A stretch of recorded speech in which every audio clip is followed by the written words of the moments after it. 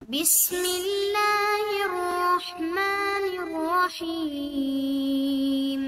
بسم اللہ الرحمن الرحیم۔ عزیز طلبہ کرام، السلام علیکم ورحمۃ اللہ وبرکاتہ۔ آج ہم اپنے کورس عالم اسلام کے وسائل و مسائل کا سبق نمبر 9 پڑھیں گے۔ آج کے اس سبق کے اندر ہم ملک ازبکستان کے حصہ دوم پر گفتگو کریں گے۔ آج کے سبق کی ابحاث کی جانب جانے سے پہلے پچھلے سبق کی اہم ابحاث پر ایک نظر دوڑا لیتے ہیں۔ پچھلا سبق ہمارا ملک ازبکستان کے حصہ اول پر مشتمل تھا۔ اس کے اندر ہم نے 5 پوائنٹس پر گفتگو کی۔ پہلا پوائنٹ ہمارا ملک ازبکستان کا محل وقوع تھا۔ اسی طرح پچھلے سبق کا دوسرا پوائنٹ جس پر ہم نے گفتگو کی وہ ملک ازبکستان کے جغرافی خدوخال تھے۔ تیسرا پوائنٹ جس پر ہم نے بات کی وہ اس ملک کا رقبہ تھا۔ چوتھا پوائنٹ جس پر گفتگو کی گئی، جس پر مکمل بحث کی گئی، تفصیل بتائی گئی، وہ اس ملک کی آبادی تھی۔ اور سب سے آخری پوائنٹ اس ملک کے اندر بولے جانے والی زبانیں تھی۔ یہ پچھلے سبق کی اہم بات تھی جس پر ہم نے گفتگو کی۔ آج کے سبق کی جانب جاتے ہیں اور اب جانتے ہیں کہ آج کے سبق کے اندر ہم کن کن ابحاث پر گفتگو کرنے جا رہے ہیں۔ آج کا سبق ہمارا ازبکستان کے حصہ 2 پر مشتمل ہے۔ آج کا سبق ہمارا 3 اہم پوائنٹس پر مشتمل ہوگا۔ سب سے پہلا پوائنٹ جس پر آج ہم گفتگو کریں گے وہ ملک ازبکستان کے مذاہب ہیں۔ اس کے اندر ہم یہ جاننے کی کوشش کریں گے اس ملک کے اندر کتنے مذاہب پائے جاتے ہیں اور مذاہب کے حوالے سے اس ملک کی تاریخ کیا رہی ہے۔ دوسرا پوائنٹ جس پر آج ہم گفتگو کریں گے وہ اس ملک کی مختصر تاریخ ہے۔ اس مختصر تاریخ کو ہم نے 2 مزید ذیلی عنوانات میں تقسیم کیا۔ ایک اس تاریخ کا تعلق اسلام آنے سے پہلے کا ہے اور دوسری تاریخ کا تعلق اسلام آنے کے بعد کا ہے۔ آج کے سبق کا تیسرا اور آخری پوائنٹ ہوگا اس ملک کا طرز حکومت۔ تو چلتے ہیں آج کے پہلے پوائنٹ کی جانب اور جانتے ہیں کہ ملک ازبکستان کے اندر مذاہب کے حوالے سے کیا تاریخ رہی ہے۔ ازبکستان وسطی ایشیا کا ایک ملک ہے جس کی ثقافتی اور مذہبی تاریخ ہے۔ آبادی کی اکثریت مسلمان ہیں، ایک چھوٹی سی اقلیت دوسرے مذاہب پر عمل پیرا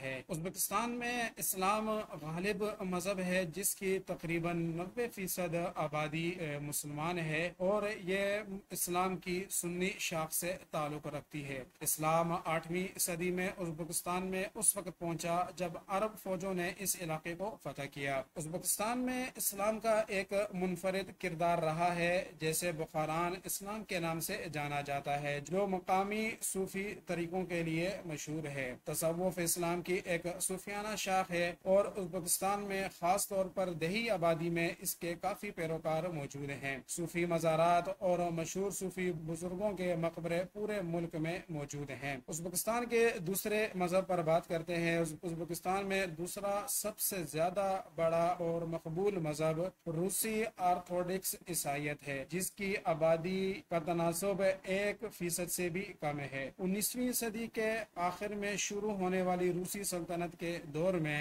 عیسائیت کا رواج ہوا۔ سوویت دور کے دوران چرچ کو دبایا گیا تھا اور بہت سے گرجا گھروں کو تباہ یا دوسرے استعمال میں تبدیل کر دیا گیا تھا۔ آزادی کے بعد سے روسی آرتھوڈکس چرچ نے آہستہ آہستہ ازبکستان میں خود کو دوبارہ قائم کرنا شروع کر دیا ہے۔ ازبکستان کے دیگر اقلیتی مذاہب پر بات کرتے ہیں۔ ازبکستان میں دیگر اقلیتی مذاہب میں بدھ مت اور زرتشتی مذہب شامل ہیں۔ ازبکستان میں بدھ مت کی کم سے کم موجودگی ہے کیونکہ ملک میں صرف چند سو بدھ مت ہیں۔ 7ویں صدی میں اسلام کی آمد سے قبل زرتشتی مذہب اس خطے میں غالب مذہب تھا۔ آج ملک میں صرف چند سو زرتشتی رہ گئے ہیں۔ ایک اور مذہب ازبکستان میں یہودیت ہے۔ یہودیت بھی ایک چھوٹی اقلیتی مذہب پر مشتمل ہے۔ ملک میں یہودیوں کی ایک چھوٹی سی تعداد آباد ہے۔ ازبکستان میں یہودیوں کی بھرپور تاریخ رہی ہے۔ اس علاقے میں یہودی 2000 سال سے زیادہ عرصے سے آباد ہیں۔ سوویت دور میں بہت سے یہودی ازبکستان چھوڑ کر اسرائیل اور امریکہ چلے گئے۔ یہ ازبکستان کی مذہبی تاریخ تھی۔ مذہب کے حوالے سے ازبکستان ایک متنوع ملک رہا ہے۔ اس وقت ملک ازبکستان کے اندر اسلام غالب مذہب ہے۔ دوسرے نمبر پر جو مذہب ہے وہ عیسائیت ہے۔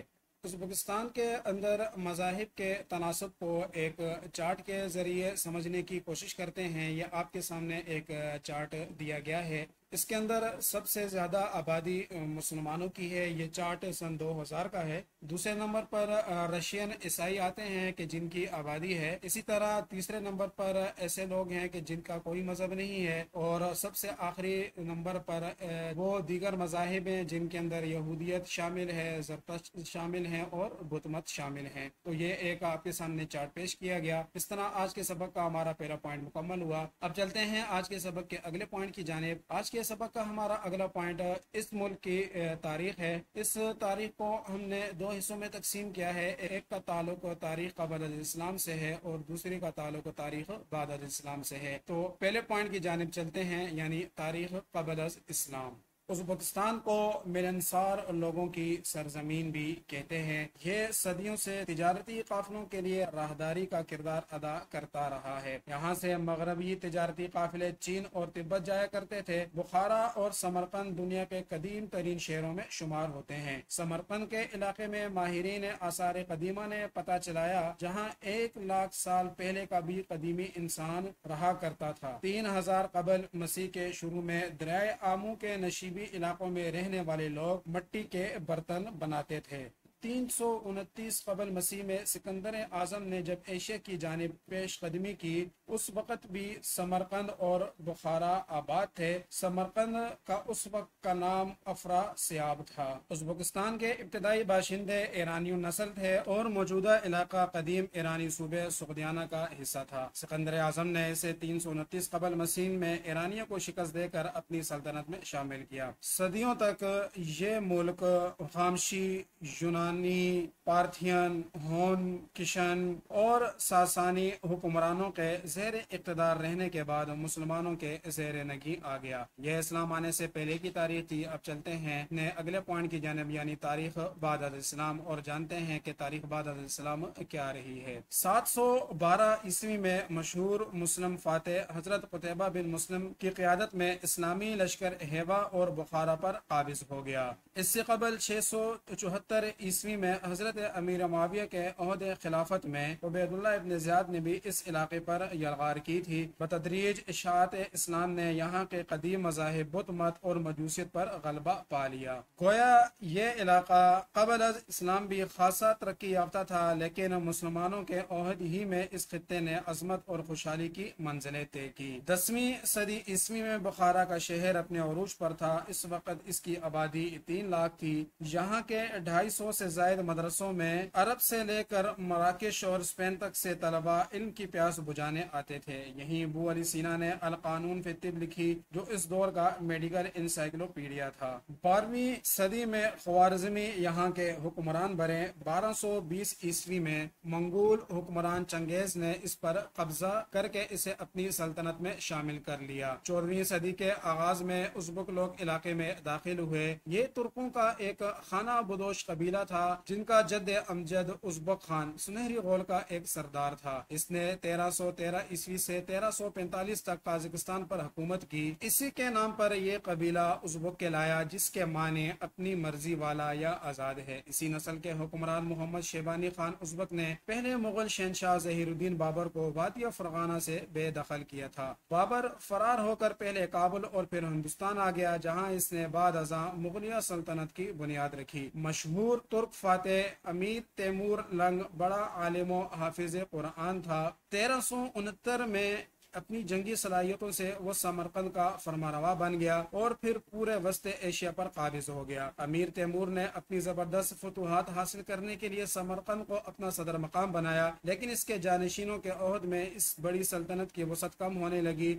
اور 15ویں صدی عیسوی کے آخر میں اس کا شیرازہ منتشر ہونے لگا۔ ان سارے ہنگامہ خیز واقعات میں سمرقند، بخارا اور تاشقند، جو چین، ہندوستان، ایران اور یورپ کی تجارتی شاہراہوں پر واقع تھے، خوشحالی، تہذیب و تمدن اور عیش و عشرت کے مراکز بنے رہے۔ 16ویں صدی کے آخر میں ازبک سردار عبداللہ نے اپنی قلمرو کی حدود ایران، افغانستان اور چینی ترکستان تک وسیع کر لی، لیکن کچھ ہی عرصے بعد یہ سلطنت بھی چھوٹی چھوٹی ریاستوں میں تقسیم ہوگی، جن میں سے خیوا یعنی خوارزم، خوقند اور بخارا کی ریاستیں اہمیت اختیار کر گئی۔ ان ریاستوں کو 1865 اور 1876 کے درمیان روسیوں نے فتح کر لیا۔ خوقند کو براہ راست روسی سلطنت کا حصہ بنا لیا گیا، لیکن خیوا اور بخارا کو مقامی امیروں کے تحت روس کی باجگزار حکومتوں کی حیثیت سے 1920 تک برقرار رکھا گیا۔ 14 نومبر 1868 کو سمرقند بھی روسیوں نے فتح کر لیا اور یہاں روسی تسلط قائم ہو گیا۔ روس نے اپنے توسیع پسندانہ عزائم کے تحت ان ریاستوں پر بہت حملے کیے۔ آخرکار 19ویں صدی کے وسط تک روسی افواج نے ازبکستان کے پورے علاقے پر قبضہ کر لیا۔ جار روس کی حکومت نے علاقے میں کپاس کی فصل کو فروغ دیا۔ دیا۔ 1900 میں ازبک اور دیگر وسطی ایشیائی باشندوں نے یار حکومت کے خلاف بغاوت کر دی۔ حکومت نے اس بغاوت کو سختی سے کچلا اور ہزاروں افراد قتل کر دیے۔ فروری 1917 کے کرنسکی انقلاب سے فائدہ اٹھا کر ترک مسلمانوں نے دسمبر میں خوقند میں آزاد حکومت قائم کرنے کا اعلان کر دیا اور محمد جان تنشبائے اس کے صدر اور مصطفیٰ چوقائی اوغلو اس کے وزیر خارجہ مقرر ہوئے۔ اکتوبر 1917 میں بالشویکیوں نے لینن کی قیادت میں کرنسکی حکومت ختم کر دی۔ لینن کے انقلاب کے بعد تاشقند کی چھانیوں میں بیٹھے کمیونسٹوں نے ترک قومی حکومت ختم کرنے کی جدوجہد شروع کر دی۔ ادھر ترک قوم پرست بھی باہمی انتشار کا شکار ہو گئے اور صرف ایک ماہ بعد ہی آزاد حکومت کے صدر تنشبائے اختلافات کی بنا پر مستعفی ہو گئے۔ اسی برس کمیونسٹوں اور قوم پرستوں نے امیر بخارا کھیون خان کا تختہ الٹ دیا۔ امیر بخارا کھیون خان کا تختہ الٹ دیا۔ خان فرار ہو کر افغانستان آ گیا۔ انقلابیوں نے بخارا کو عوامی جمہوریہ قرار دے دیا۔ اس انقلاب کی قیادت نوجوانان بخارا تحریک نے کی تھی۔ اس کے لیڈر فیض اللہ خواجہ اور ترقی پسند ساتھی تھے، مگر وہ ترکستان کو آزاد و خود مختار بنانا چاہتے تھے۔ اب کمیونسٹوں اور قوم پرستوں کے درمیان چپقلی شروع ہو گئی۔ 1924 میں بخارا کو سوویت یونین میں شامل کر لیا گیا۔ سابقہ خیوا اور بخارا عوامی سوویت جمہوریہ پر مشتمل ازبکستان یعنی ازبک سوویت سوشلسٹ ریپبلک کا قیام عمل میں آیا۔ کمیونسٹوں کے مکمل غلبے تک پورے وسطی ایشیا کو ترکستان ہی کہا جاتا تھا، لیکن کمیونسٹوں نے اس وسیع و عریض اور نسلی و لسانی اعتبار سے متحد خطے کو 6 ریاستوں قازقستان، ازبکستان، ترکمانستان، قرغیزستان، تاجکستان اور آذربائیجان میں تقسیم کر دیا۔ 27 اکتوبر 1924 کو جمہوریہ ازبکستان کا قیام عمل میں لایا گیا۔ 1930 میں سمرقند کی جگہ تاشقند ملک کا دارالحکومت بنا۔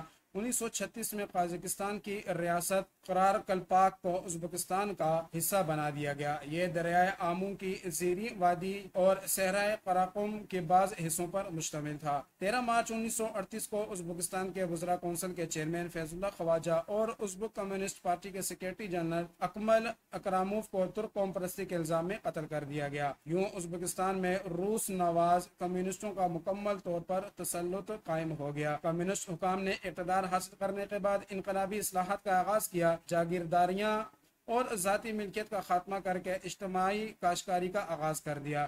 جاگیرداروں، پیروں اور علماء کی شہریت منسوخ کر دی گئی۔ دین کی تبلیغ و اشاعت ممنوع، حج پر پابندی اور مسجدیں بند کر دی گئیں۔ رفتہ رفتہ مساجد ویران ہو گئی اور انہیں مسمار کر دیا گیا۔ مذہبی رہنما اور کمیونسٹ مخالف اساتذہ فائرنگ اسکواڈ کے سامنے بھون دیے گئے۔ 1944 میں تاشقند شہر شدید زلزلے سے بالکل تباہ ہو گیا، لیکن یہاں کے پرعزم عوام نے ملبے کا ڈھیر بنے ہوئے اس شہر کو دوبارہ تعمیر کر لیا۔ 1989 میں یہاں شدید نسلی فسادات برپا ہوئے۔ جون 1990 میں ازبکستان نے سوویت یونین سے الگ ہونے کا اعلان کیا۔ 24 مارچ 1990 کو ازبک کمیونسٹ پارٹی کے فرسٹ سیکریٹری اسلام عبدالغنی کریموف جمہوریہ کے پہلے صدر بنے۔ دوسری ریاستوں کی طرح چونکہ آئین میں ازبکستان کو بھی علیحدگی کا اختیار حاصل تھا، چنانچہ 29 اگست 1991 کو ازبکستان نے سوویت یونین سے اپنی آزادی کا اعلان کر دیا۔ اس طرح آج کے سبق کا ہمارا دوسرا پوائنٹ بھی مکمل ہوا۔ اس سبق کے اندر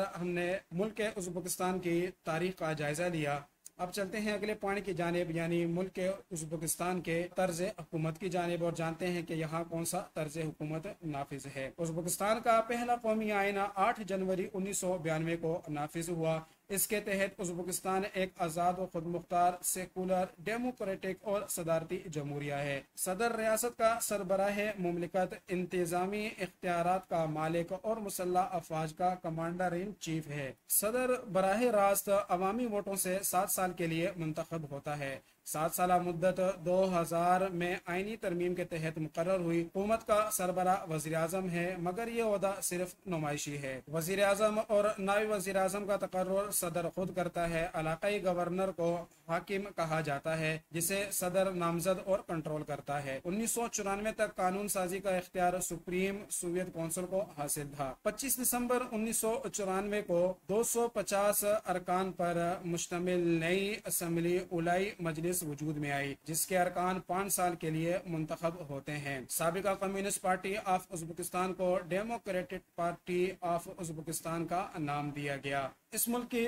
بڑی سیاسی جماعتوں پر ایک نظر دوڑاتے ہیں۔ اس ملک کے اندر democratic party of Uzbekistan, people's unity movement, national democratic party, social democratic party of Uzbekistan, Islamic renaissance party شامل ہیں۔ یہ اس ملک کی بڑی سیاسی جماعتیں ہیں۔ اس کے ساتھ ہی ہمارا آج کا سبق مکمل ہوا۔